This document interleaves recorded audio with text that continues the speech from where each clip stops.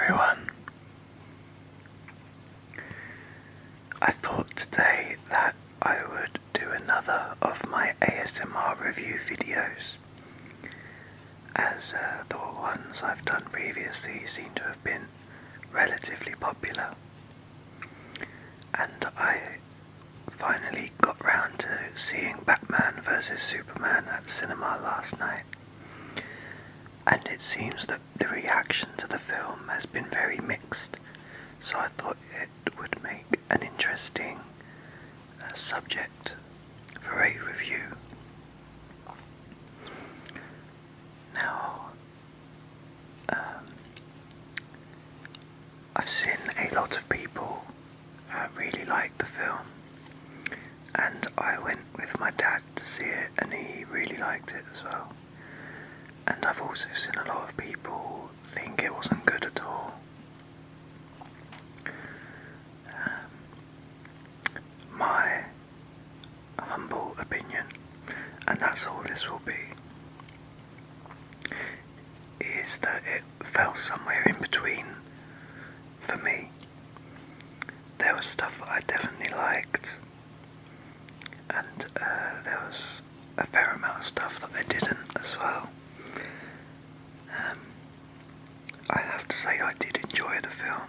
I wasn't bored during it, it was entertaining, but I didn't come out of the film sort of excited or pumped up or wanting to watch it again, which for a Batman film is quite unusual for me. I'm a big Batman fan, and yeah, for me to not be excited about a film with Batman in it is quite odd, so I think that said a lot. But yeah, let's start with the things I liked about it. I thought the last 45 minutes maybe, I thought that was very good. I couldn't fault it. So that's essentially the fighting parts. I felt that if you go from the scene where Superman confronts Lex Luthor on top of the helipad, and Lex shows Superman the pictures of his kidnapped mother, I think from that scene onwards I couldn't really fault the film, to be perfectly honest. I thought the final fights, first between Batman and Superman, and then Batman, Superman and Wonder Woman going up against Doomsday, I thought all of that was great, and I really enjoyed that, and there wasn't anything in those fight sequences that I personally would have changed, certainly nothing major.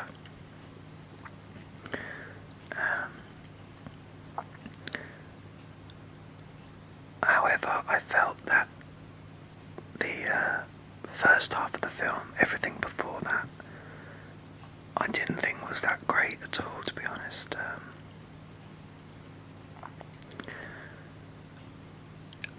I think it felt very directionless at times, very sort of muddled. I think it just needed streamlining in terms of the setup that they were going for with the first half of the film. A lot of time was spent examining Lex Luthor's attempts to get a shipping license, I think it was, from a senator. And for me that plot point was totally redundant.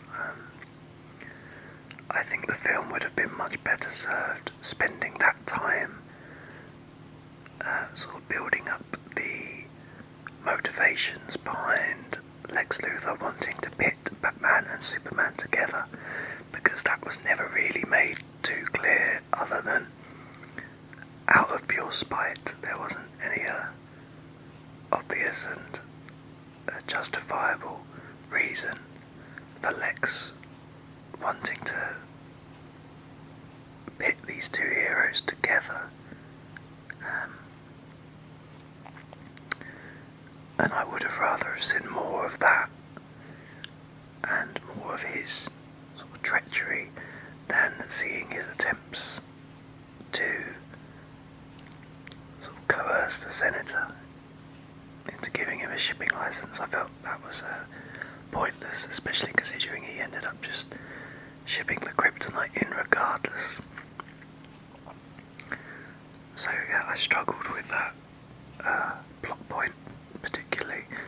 I also thought that Jesse Eisenberg was miscast as Lex Luthor. I wasn't sure about him when I heard the news of him playing the character, but I wanted to give him a chance because I do quite like him as an actor. I liked him in Zombieland and Now You See Me. But yeah, wrong actor for that role, I think, and the wrong direction for the character as well. He was very scatty and a bit crazy.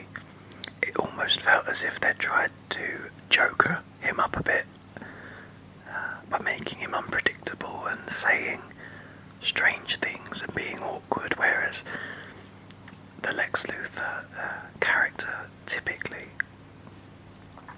is quite smooth, cunning, businesslike,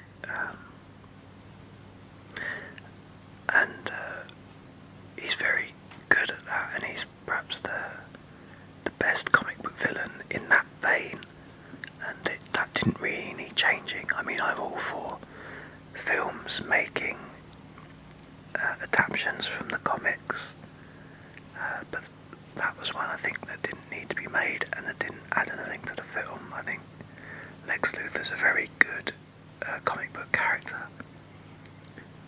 that translates very well to the big screen typically. Even in Superman Returns, which most people didn't like, Kevin Spacey's Lex Luthor was widely praised. I think I certainly enjoyed his performance. Probably the best thing about that film. But yeah, I didn't enjoy Jesse Eisenberg's interpretation of the character that much, and because the first half of the film was very heavy on Lex, that's perhaps another reason why it fell flat for me. Another reason I think perhaps I didn't enjoy it, and why a lot of people perhaps haven't enjoyed it as much as they thought they would have done, is how much of the film was shown in the trailer. When the main trailer for the film came out, a lot of people thought it was quite spoilery, and the film's director, Zack Snyder, responded by saying, look, there's more that we haven't shown you, but to be honest, there wasn't that much.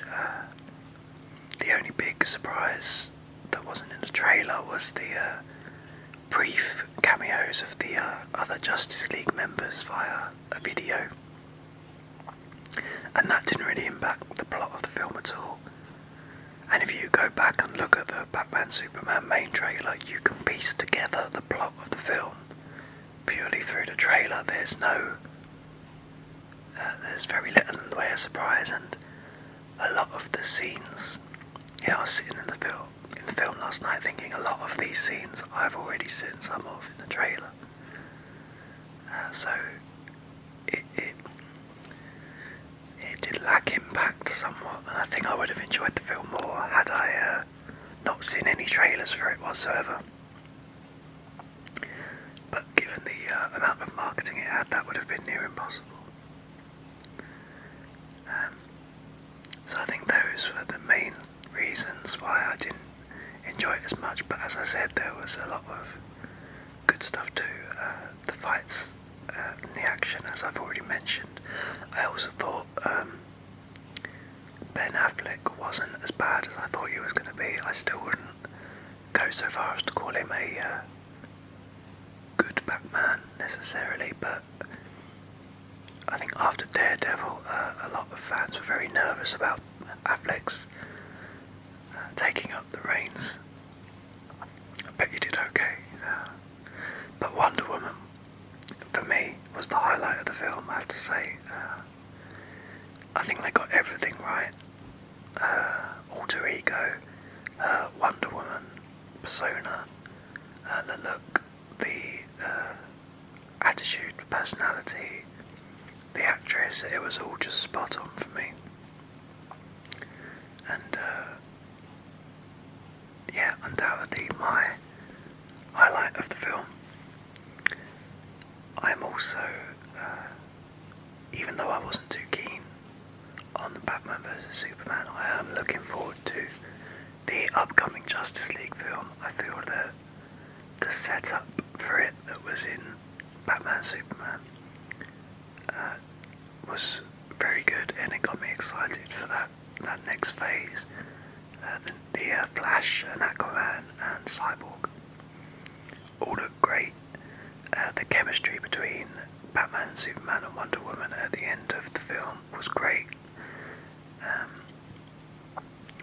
And the sort of potential threat that is hinted at also, it's quite exciting stuff. So yeah, I think that's the main points covered. Perhaps one other thing, and I don't know if you thought this as well when you saw it, but I found it strange that just as Batman's about to kill Superman with his kryptonite spear, and he has that change of heart because their mums have the same name. I found that a little bit funny. I wouldn't go so far as to call it a criticism, but it did seem odd, the fact that Batman's just about to, kill Superman, and then they're just like, oh, both our mums are called Martha. Oh, we're friends now. That kind of thing. But anyway, I'm glad I saw it. I'm looking forward to seeing the extended version on DVD. I'm hoping that the extra time will give more room for the setup to breathe and will make it less disjointed. But yeah, that's my opinion on the film. As I said, I know a lot of people, including my own dad, who really enjoyed it. Let me know what you thought of Batman vs Superman: Dawn of Justice in the comments. And I will see you soon. Thank you for listening to this. I hope it's been